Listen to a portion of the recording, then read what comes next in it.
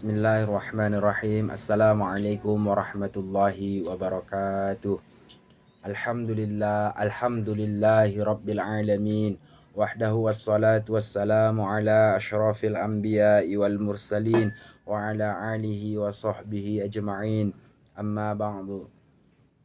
Yang pertama-tama marilah kita panjatkan kehadiran Allah Subhanahu wa taala yang telah memberikan kepada kita nikmat kesehatan dan nikmat kesempatan sehingga kita bisa berkumpul di tempat yang diberkahi oleh Allah Subhanahu wa taala. Salawat bertangkaikan ke salam ke ruh junjungan kita Nabi Muhammad sallallahu alaihi wasallam. Pantaslah kita mengirim sepotong doa yang ringan dalam ucapan namun berat dalam timbangan, yang berlafazkan Allahumma salli ala Sayyidina Muhammad wa ala ali Sayyidina Muhammad. Pada kesempatan kali ini saya ingin menyampaikan sedikit nasihat agama tentang pentingnya menjaga sholat. Di dalam Al-Quran surah Al-Isra ayat 78 Allah Subhanahu wa ta'ala berfirman, A'udzu billahi minasyaitonir rajim. Bismillahirrahmanirrahim.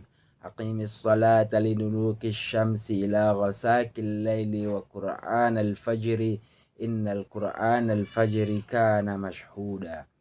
Yang mana artinya dirikanlah salat dari sesudah matahari tergelincir sampai gelap malam, dan dirikanlah pula salat subuh. Sungguhnya salat subuh itu disaksikan oleh malaikat. Bahkan Rasulullah sallallahu alaihi wasallam pernah bersabda, salat adalah tiang agama. Salat diibaratkan sebagai tiang dalam sebuah bangunan. Jika kita sebagai umat Islam tidak melaksanakan salat, diibaratkan tiang akan menjadi rapuh dan roboh sehingga tidak ada lagi penyanggahan dalam agama Islam. Setiap salat yang dijalankan mengandung berbagai keutamaan yang nantinya akan didapatkan oleh mereka yang mengerjakan salat. Salah satu contoh adalah keutamaan dari mengerjakan salat subuh, yaitu akan mendapatkan persaksian dari malaikat. Hadirin sekalian, mendirikan salat 5 waktu merupakan hal yang sangat penting. Hal ini akan menjadi pertanggungjawaban pertama yang akan diminta Allah Subhanahu wa ta'ala di akhirat kelak. Orang-orang yang dengan sengaja meninggalkan salat, maka sesungguhnya dia akan celaka.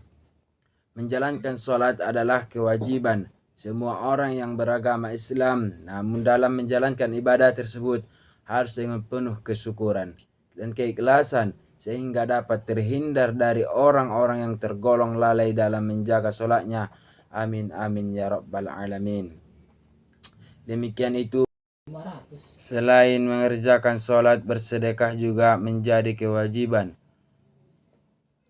Sebagai kewajiban bagi umat Islam sebagaimana dianjurkan dalam rukun Islam kedua dan keempat, yakni mendirikan salat dan mengeluarkan zakat. Hal ini karena setiap nikmat rezeki yang diberikan oleh Allah Subhanahu wa taala berupa harta terdapat hak orang lain di dalamnya. Bersedekah untuk fakir miskin, anak yatim termasuk menyisihkan sebagai harta untuk kepentingan pembangunan masjid adalah kewajiban bagi umat muslim, sebab masjid adalah tempat kita melaksanakan ibadah salat.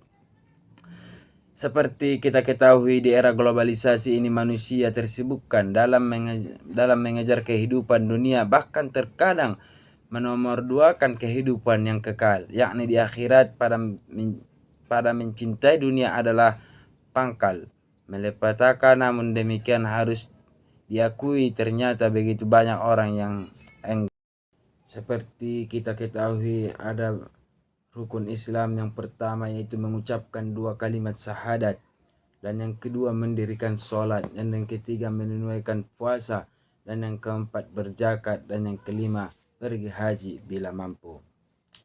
Melalui perintah sholat yang dilakukan dalam perjalanan Isra Mi'raj yang membawa Nabi Muhammad sallallahu alaihi wasallam terbang ke langit Sidratul Muntaha, perintah sholat sifatnya berproses dan berkelanjutan, di mana pada awalnya adalah 50 waktu sehari semalam, kemudian terus disederhanakan menjadi 5 waktu saja dengan pelaksanakan yang sudah disesuaikan. Ini menjadi wajib dilaksanakan sebagai rukun Islam, dan beratnya hukum itu bagi orang yang telah meninggalkan sholat. Dan seluruh amalan yang baik Nabi sebutkan, wa'lamu an khairu a'malikum shalah. Ketahuilah bahwa sebaik-baik amal kalian adalah sholat. Sholat bukan hanya sekadar ibadah wajib, melainkan juga salah satu syiar yang membedakan antara umat Islam dan kaum kafir. Antara seseorang dan kekufuran dan kesyirikan saat meninggalkan sholat, maka dia sudah berada di ambang pintu kekafiran, sehingga sholat harus ditegakkan. Maka jika ada orang yang berbuat baik namun tidak sholat, maka ibadahnya tidak diterima oleh Allah Subhanahu wa Ta'ala. Untuk itu sebaiknya kita menjalankan ibadah sholat 5 waktu dengan baik, sehingga amalan kita sepenuhnya diterima oleh Allah Subhanahu wa Ta'ala. Sholat merupakan ibadah yang sangat penting bagi kita sebagai orang Islam. Perintah sholat hukumnya wajib, yaitu fardu ain, suatu ibadah yang akan mendapatkan pahala bila dikerjakan dan akan mendapatkan dosa bila ditinggalkan. Oleh karena itu, jangan pernah sekali-kali meninggalkan ibadah wajib yang satu ini. Apabila rumah atau bangunan tiada memiliki tiang, maka rumah atau bangunan tersebut akan runtuh. Begitu pula dengan agama. Apabila seseorang yang mengaku beragama Islam tidak melaksanakan ibarat sholat, maka agamanya akan runtuh. Perintah mengerjakan sholat ini bahkan ada di dalam rukun Islam yang kedua, yaitu mengerjakan sholat 5 waktu dalam sehari, dimulai dari sholat subuh, zuhur, asar, maghrib, dan isya. Apabila kita melaksanakan perintah sholat ini dengan sungguh-sungguh, maka kita akan mendapatkan pahala yang sempurna dari Allah Subhanahu wa Ta'ala. Hadirin yang saya hormati, banyak sekali hikmah yang bisa kita dapatkan dari melaksanakan perintah sholat 5 waktu.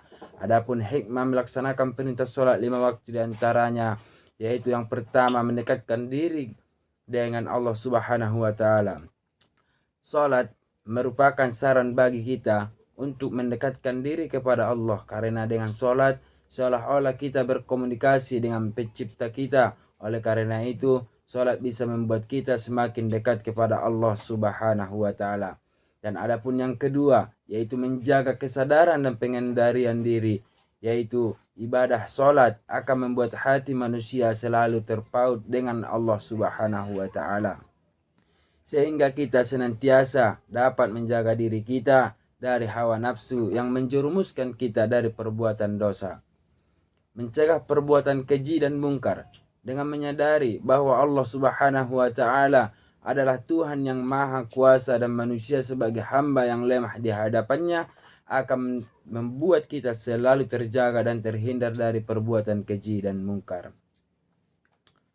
Sebenarnya masih banyak sekali hikmah dan manfaat sholat 5 waktu yang bisa kita dapatkan. Oleh karena itu, sebagai hamba Allah Subhanahu wa Ta'ala, hendaknya ia mengerjakan sholat 5 waktu agar kita mendapatkan pahala dan terhindar dari api neraka.